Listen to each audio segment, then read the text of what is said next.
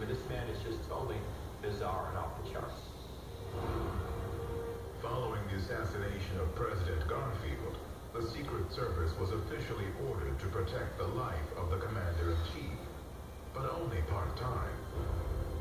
That is until 2 decades later, in 1901, when another U.S. president would become the target of a secret plot. On September 6th, President William McKinley traveled to Buffalo, New York to attend the Pan American Exposition, a World's Fair that attracted tens of thousands of Americans. At a gathering inside the Temple of Music, McKinley greeted the public as 3 Secret Service agents stood by his side. A man named Leon Zalgos approached the president with his hand wrapped in a handkerchief, concealing a pistol. And Zalgos fired 2 shots at the president, one of which penetrated his abdomen.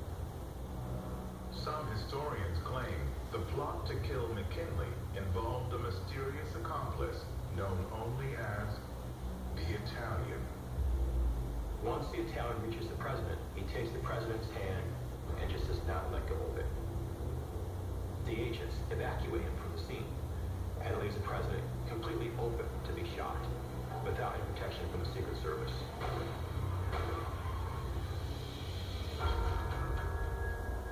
According to the anarchist theory, the Italian fled the scene, but not before being accidentally photographed by an Edison motion picture camera that had been set up to film the president.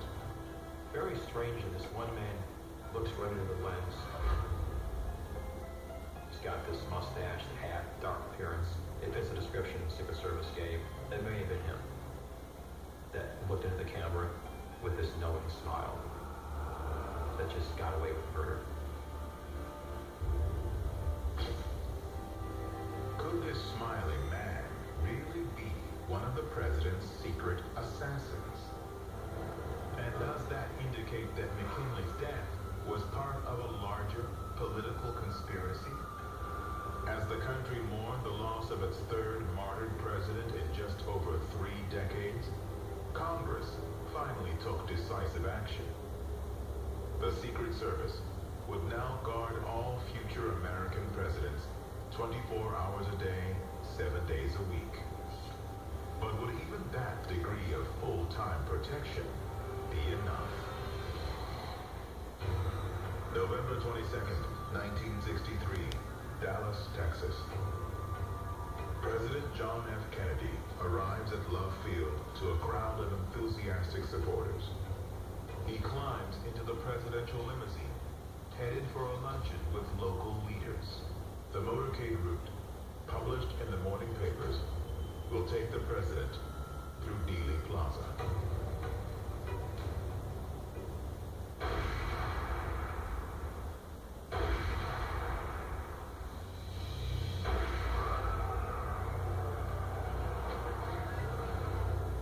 We just have a report from our correspondent Dan Rather in Dallas that he has confirmed that President Kennedy is dead.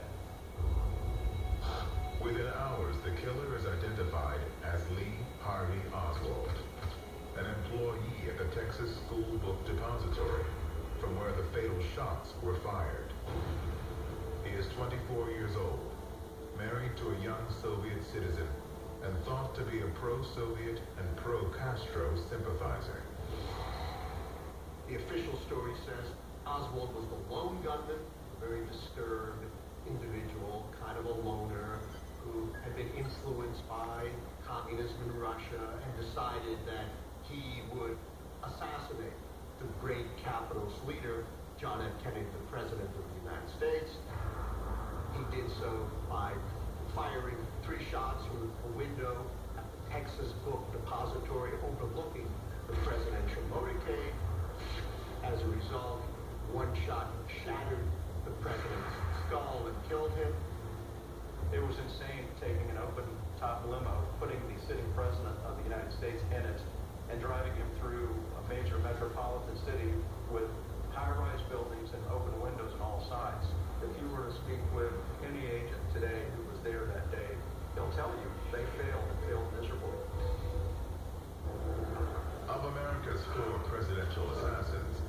3 are believed to have acted alone. But in the months and years following the death of President John F. Kennedy, literally dozens of conspiracy theories have